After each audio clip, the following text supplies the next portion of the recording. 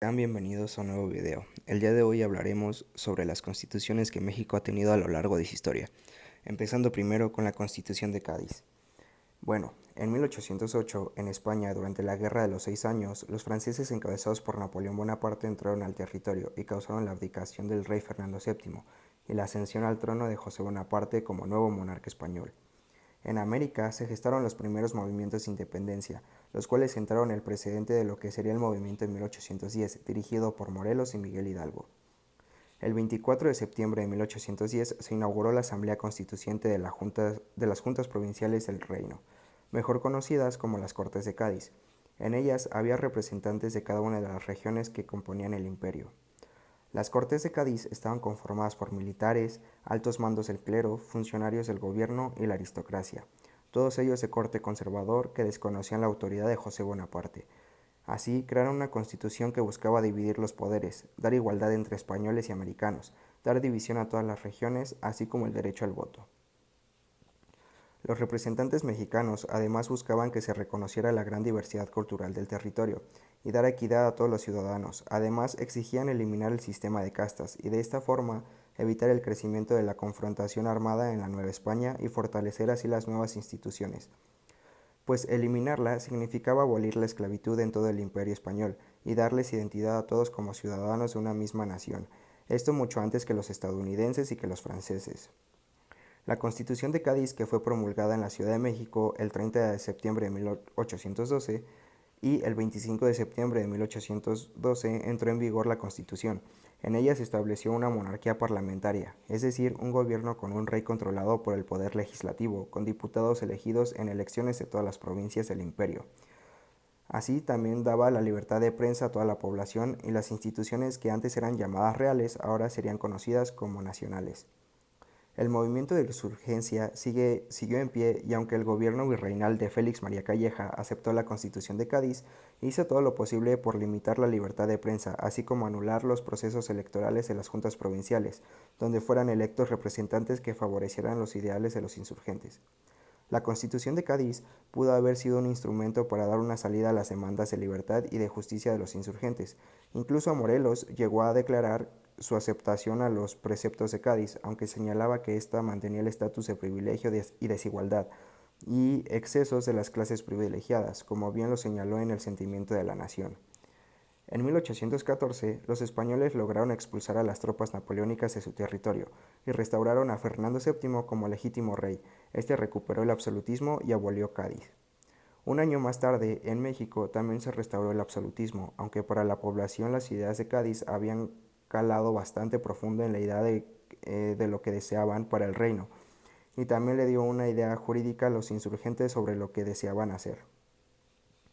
En 1820 hubo levantamientos militares en España que obligaron al rey a restaurar la Constitución de Cádiz, las juntas provinciales y la monarquía parlamentaria en todo el imperio, por lo que en México el orden jurídico vigente al consumarse la independencia en 1821 era justamente el de la Constitución de Cádiz, que era reconocida por el Plan de Iguala, como vigente hasta la creación de una nueva Constitución mexicana que fue promulgada en 1824.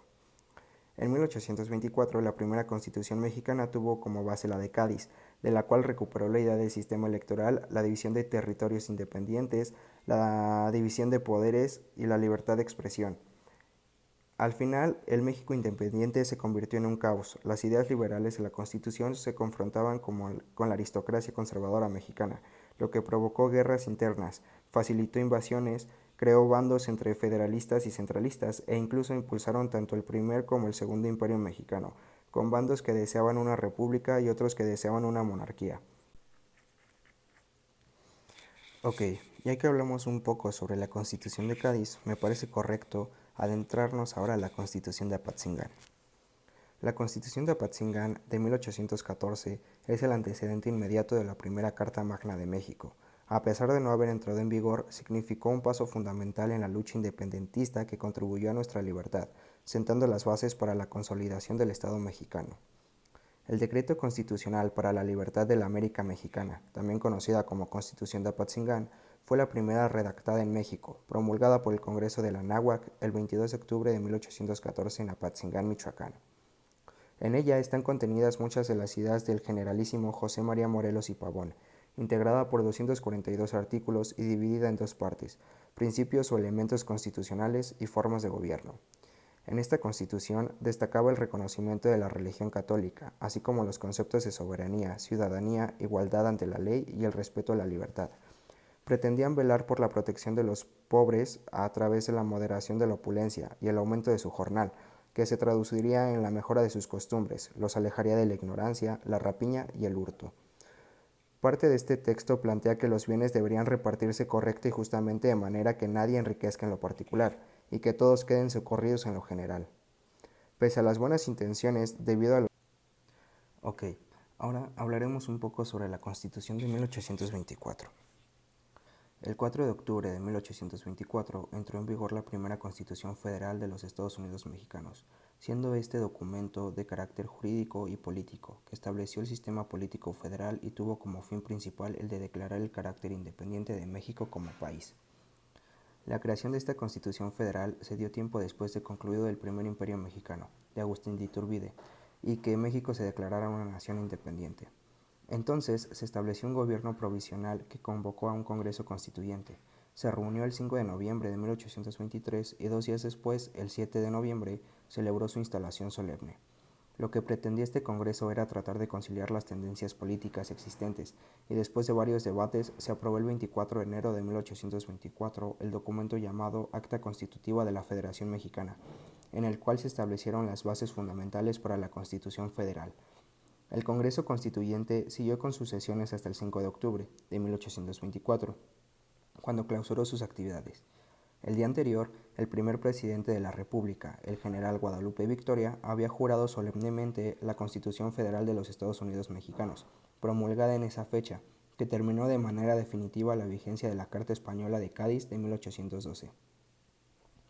Debido a lo anterior, el 1 de abril de 1824 se inició el proyecto de Constitución Federativa de los Estados Unidos Mexicanos, la cual fue aprobada el 3 de octubre, promulgada el 4 y publicada el 25 del mismo mes, teniendo como título Constitución Federal de los Estados Unidos Mexicanos. La Constitución de 1824 se conformó por 7 títulos y 171 artículos, y esbozó una mezcla de antecedentes hispánicos y estadounidenses, es decir, una combinación de lineamientos provenientes tanto de la Constitución Liberal Española, promulgada el 19 de marzo de 1812 por las Cortes reunidas en Cádiz, durante el periodo de lucha contra el gobierno de José Bonaparte impuesto por el ejército francés, como de la Carta Federal de los Estados Unidos, aprobada en Filadelfia en 1787. Por otro lado, se considera este documento el resultado de la Guerra de Independencia, cuyos conceptos trascendieron hasta la Constitución de 1917, que nos rige hoy en día. Ejemplo de estos son soberanía nacional, derechos humanos, federalismo, división de poderes y democracia representativa. Así, la combinación de los tres modelos, español, colonial y estadounidense, dio como resultado un sistema judicial muy peculiar en el texto aprobado por el Congreso Constituyente y promulgado el 4 de octubre de 1824. Algunos de los artículos más significativos son los primeros 6. Declaran a los Estados Unidos mexicanos como país libre e independiente. Establecen los alcances del territorio. Proclaman una sola región.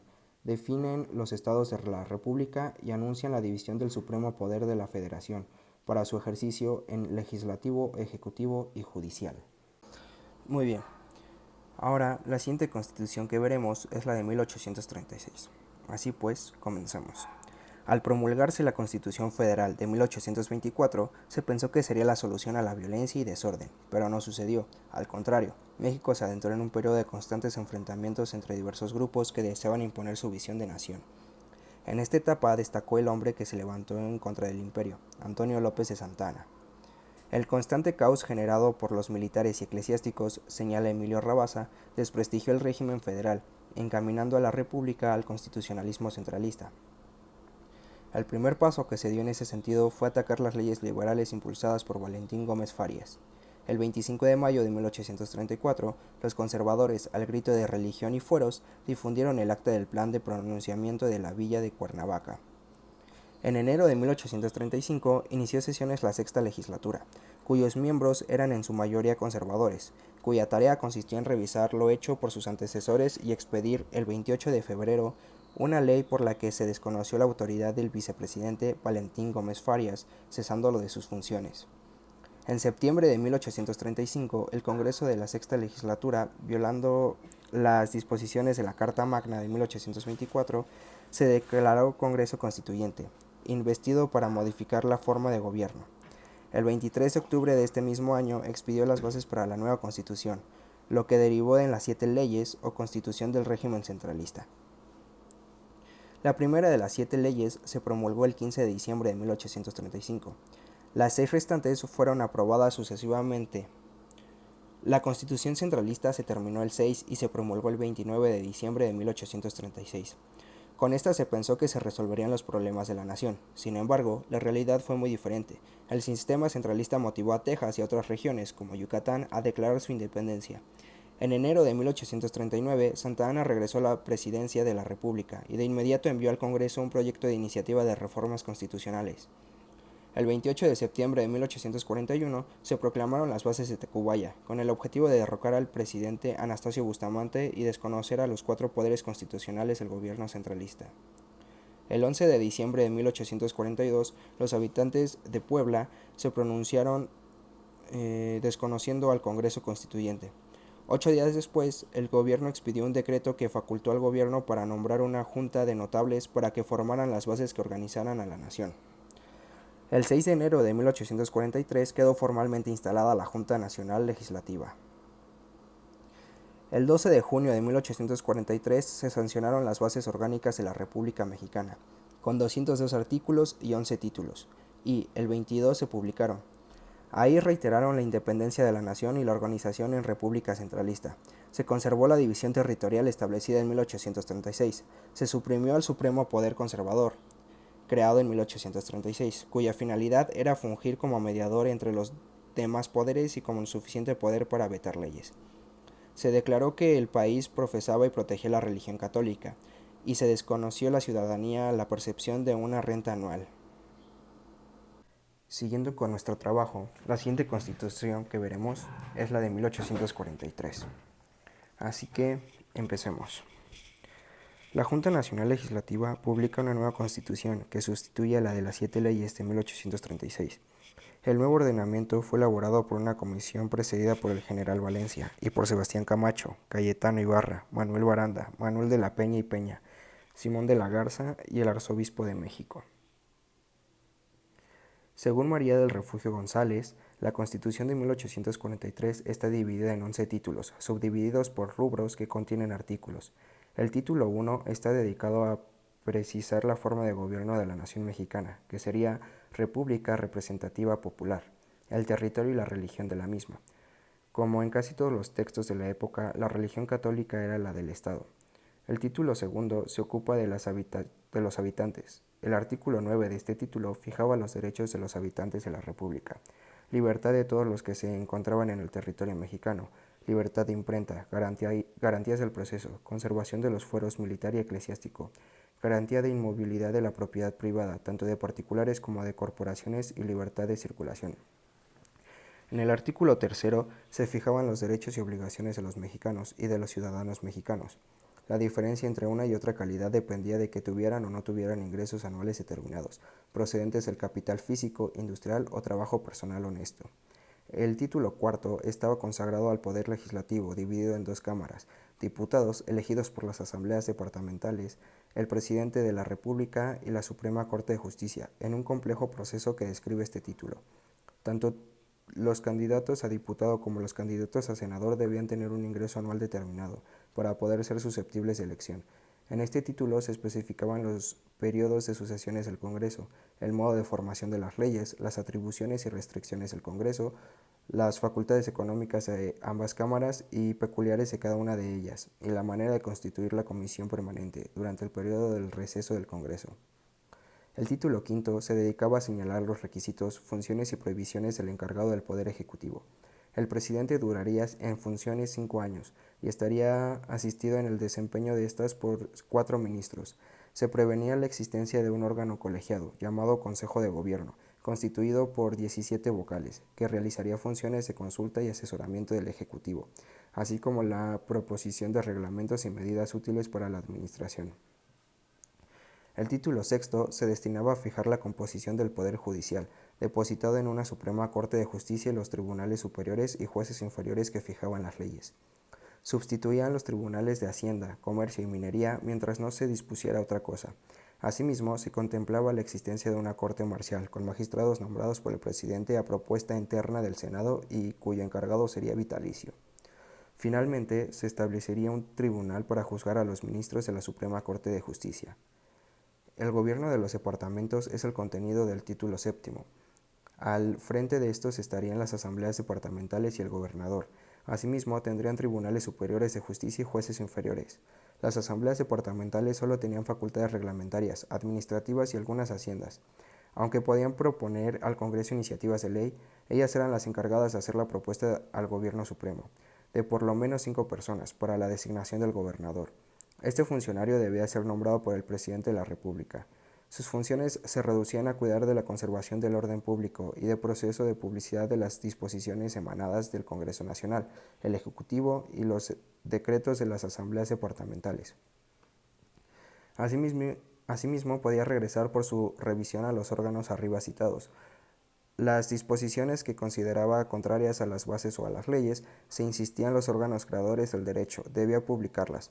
Eran los gobernadores el conducto único y necesario con las supremas autoridades de la República. La administración de justicia departamental debía realizarse en todas sus instancias, dentro del territorio del departamento. Dado que no estaba previsto el sufragio universal y directo, se constituyó un poder electoral cuya regulación se contenía en el artículo 8, a través de un complicado proceso de representación indirecta. Este cuerpo elegía diputados, vocales de las representativas asambleas departamentales, presidentes de la República y un tercio del Senado. Asimismo, cubría las vacantes de la Secretaría de Seguridad Judicial. En el título 9 se establecían las disposiciones generales sobre la administración de justicia, las cuales contemplaban, respecto a esta materia, el catálogo de los derechos de los habitantes de la República, establecido en el título 2.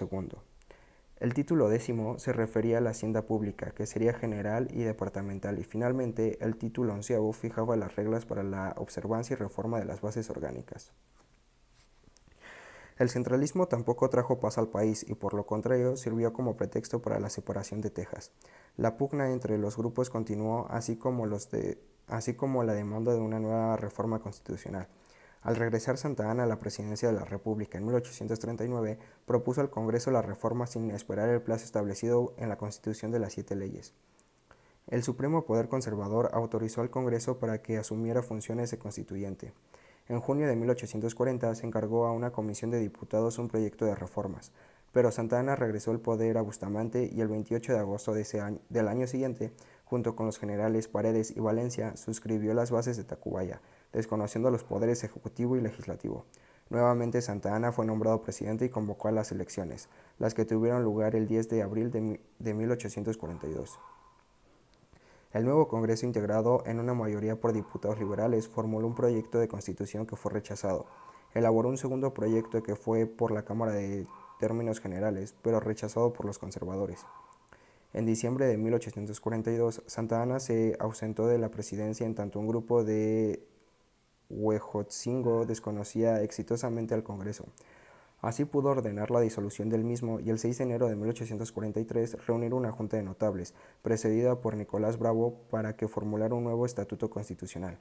El 12 de junio de 1843 la nueva constitución fue sancionada por Santa Anna, quien con esta maniobra, según Emilio Rabasa, se ganó al clero por medio de la intolerancia, el fuero y los privilegios. Se aseguró a la casta militar también por los privilegios y los fueros, y obtuvo el partido conservador un poder omnímodo brutalmente autorizado en la Ley Primera de la Nación. Siguiendo con nuestro video, la siguiente constitución que veremos es la de 1857. Así pues, daremos inicio. Después de que dejara el poder Antonio López de Santana, quedó como presidente sustituto Ignacio Comonfort, quien el 5 de febrero de 1857 firmó la Constitución Política de los Estados Unidos Mexicanos de 1857, la cual era de corte liberal y federal. Su primer capítulo, denominado de los derechos del hombre, reconocía los derechos a la libertad de expresión, asociación y portación de armas, reafirmaba la abolición de la esclavitud y eliminaba la prisión por deudas civiles, las formas crueles de castigo y la pena de muerte. De igual manera, prohibió los títulos de nobleza y se establecieron los principios de legalidad e irretroactividad. Sin embargo, siguieron sin tratarse los temas referentes a los derechos de la mujer y la libertad de creencias. La Constitución Política de la República de México, juramentada el 5 de febrero de 1857, fue la Carta Magna redactada por el Congreso Constituyente de ese mismo año, durante la presidencia del liberal Ignacio Comonfort. En la redacción de esta Constitución imperó el espíritu liberal, que consagró numerosas libertades civiles igualitarias para los ciudadanos mexicanos, sin distinción, y arremetió contra las prácticas del orden feudal y mobiliario que todavía permanecían desde la colonia. Su promulgación fue muy polémica, ya que iba en contra de los intereses de la Iglesia Católica y de los sectores conservadores de la sociedad, por lo que el Partido Conservador se opuso fehacientemente a su aprobación, desencadenando así la polarización social y los enfrentamientos políticos, que luego dieron pie a la Guerra de Reforma o la Guerra de los 3 Años, que se dio de 1858 a 1861, la cual culminó con la derrota de los conservadores y la instauración del gobierno liberal de Benito Juárez. La Constitución mexicana de 1857 obedece al espíritu liberal que se había gestado paulatinamente desde los tiempos del Imperio mexicano, cuando las ideas de la Ilustración francesa habían impedido la formación de una monarquía propia en el antiguo virreinato de España.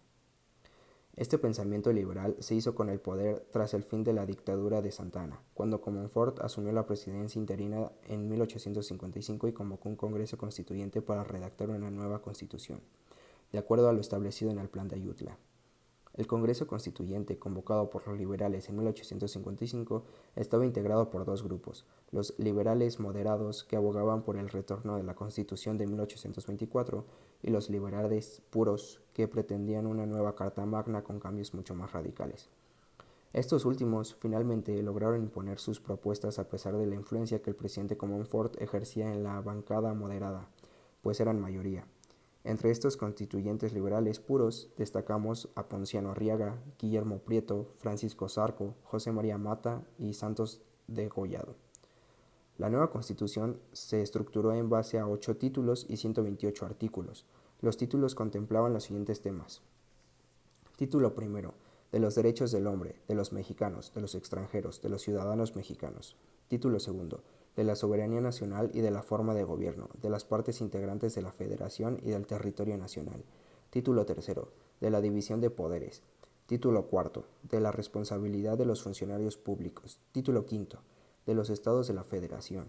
Título sexto: prevenciones generales. Título séptimo: de la reforma a la Constitución. Título octavo: de la inviolabilidad de la Constitución. La Constitución de 1857 prohibió los títulos nobiliarios y monopolios, y hasta ahí.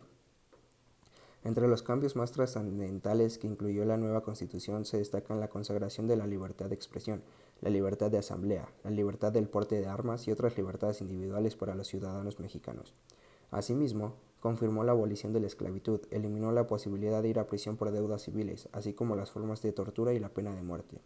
También eliminó las alcabalas y aduanas internas, prohibió los títulos nobiliarios, monopolios y honores hereditarios, promulgó la educación laica y enajenó los bienes raíces de las iglesias católicas, otorgándole al Estado un rol predominante en los asuntos antes regidos por la religión. Esto, dándole continuidad a nuestro trabajo, ahora hablaremos sobre los estatutos provisionales y el Segundo Imperio Mexicano. Así pues, daremos inicio. Ante el conflicto entre México y los países acreedores europeos, los conservadores vieron la oportunidad de reactivar su viejo proyecto de instaurar una monarquía en México, con un noble europeo, que ahora les permitía recuperar el poder y eliminar las leyes reformistas liberales. Benito Juárez salió de la capital a finales de mayo de 1863, un poco antes de que las fuerzas francesas ocuparan esta ciudad. Se estableció consecutivamente en las ciudades de San Luis Potosí, Saltillo, Monterrey, Chihuahua y Paso del Norte, hoy en día Ciudad Juárez. La resistencia ante la invasión francesa era por la defensa del sistema republicano, la Constitución de 1857 y las leyes de reforma, así como la soberanía nacional. Las fuerzas republicanas estaban conformadas por los ejércitos regionales. Además, las guerrillas jugaron un papel importante al hostigar constantemente a las fuerzas enemigas. En 1863, el mando invasor francés trató de organizar un nuevo congreso, pero debido a la oposición pública formaron nuevos órganos de gobierno. la Asamblea de Notables y la Regencia integrado por los conservadores Juan Nepomuceno Almonte, José Mariana de Salas y el arzobispo de Puebla. La regencia preparó el camino para establecer un imperio. Napoleón III y los comisionados mexicanos propusieron como candidato para ocupar la monarquía mexicana al archiduque Fernando Maximiliano de Habsburgo. Así, Francia veía la oportunidad de entablar mejores relaciones con Austria, y Francisco José, hermano mayor de Maximiliano y emperador de Austria, aprobó la oferta con tal de que su hermano menor renunciara a los derechos de sucesión al trono de Austria. Maximiliano declaró que solamente aceptaría el trono por invitación del pueblo mexicano. Asimismo, la regencia organizó elecciones con el resultado definido de antemano. En octubre de 1863 envió una diputación a Miramar y el archiduque de Habsburgo aceptó el trono de Moctezuma. El 10 de abril de 1864, en el Tratado de Miramar, firmado en ese mismo año por los representantes de Maximiliano III y Napoleón, se estableció el apoyo militar y la inversión del capital francés en México. Maximiliano y su esposa Amalia Carlota de Bélgica llegaron a la Ciudad de México en junio de 1864. El emperador pronto desilusionó a los conservadores, pues puso en práctica ideas progresistas liberales. Por ejemplo, incorporó en su gabinete a varios liberales moderados, se negó a anular las leyes de reforma y rompió relaciones con el presidente del Papa. Desde su proclamación como emperador, intentó dotar al país de un congreso y una nueva constitución, pero solamente se elaboró el Estatuto Provisional del Imperio Mexicano en abril de 1865, que ratificaba en lo esencial los principios de la reforma, la separación entre el Estado y la Iglesia, la nacionalización de los bienes de ésta y la libertad de opinión y de cultos, en el marco de la monarquía católica. El imperio se basó únicamente en dos fuerzas, los ocupantes franceses y los liberales moderados. Estos fundamentales indelebles, la resistencia al gobierno juarista, las circunstancias desfavorables en Estados Unidos y Francia hicieron colapsar el Segundo Imperio Mexicano entre los años 1865 y 1867. En Estados Unidos, el gobierno de Abraham Lincoln se declaró en un principio neutral en el conflicto mexicano, y aunque nunca desconoció a Benito Juárez, le impidieron adquirir pertrechos y armas, cuando Juárez se estableció en el Paso del Norte, Ciudad Juárez. El bando antiesclavista cambió de política y se opusieron a cualquier presencia francesa en las zonas fronterizas con los Estados Unidos. Una vez derrotado el Banco Confederado, el presidente Andrew Jackson otorgó un préstamo al gobierno juarista, le vendió armas y exigió el retiro de las tropas europeas. Con ello aplicaba la doctrina Monroe. Al mismo tiempo, Francia se enfrentaba a Prusia, el estado que buscaba lograr una unificación alemana y en consecuencia retiró su ejército de las tierras mexicanas. Para terminar con nuestro video, ahora hablaremos sobre la Constitución de 1917, la cual es la que nos rige actualmente. Se considera que la promulgación de la Constitución de 1917 marca la culminación de la Revolución Mexicana. Esta Constitución, todavía vigente casi 100 años después, insistió en la completa separación Iglesia y Estado, en el artículo 3, la división de las grandes haciendas en ejidos, como tierras comunales, y la soberanía nacional sobre el subsuelo, en el artículo 27, y el derecho de los obreros a organizarse, ir a la huelga y a recibir compensación por los accidentes laborales, en el artículo 123. Esta constitución se vio como modelo para otras constituciones progresistas en muchas partes del mundo. A finales de 1916, la posición de Carranza se había consolidado en casi todos los estados de México, a excepción de Chihuahua y Morelos. Había llegado la hora de legitimar la revolución, aprobar una nueva constitución y ser elegido presidente. Por lo tanto, en noviembre de 1916 invitó a la nueva clase política mexicana, la mayoría reformadores procedentes de la clase media, a una convención constitucional en Santiago de Querétaro, México. La mitad de los asistentes habían asistido a la universidad, tenían títulos profesionales y solo el 30% habían participado directamente en la revolución. Eran jóvenes ambiciosos y relativamente apolíticos. Carranza pensó que la nueva constitución sería como la de 1857, pero la mayoría de los delegados eran liberales del siglo XX, considerados radicales en México, como era el caso del general Francisco Mujica, de Michoacán. La Constitución de 1917, todavía vigente casi 100 años después, consta de 137 artículos. Estos artículos definen lo que significa la ciudadanía, la organización de un gobierno, la reforma agraria y enumeran una serie de derechos humanos básicos para todos los mexicanos. Los artículos están divididos en 10 títulos, en los que se abordan temas como la definición nacional de la ciudadanía, esboza derechos asociados y especifica las libertades de los extranjeros residentes en el país. También establece la forma de gobierno, los servicios públicos y el bienestar social, y designa a la Ciudad de México como una capital de la nación, como el Distrito Federal como una entidad aparte y autónoma de la jurisdicción estatal.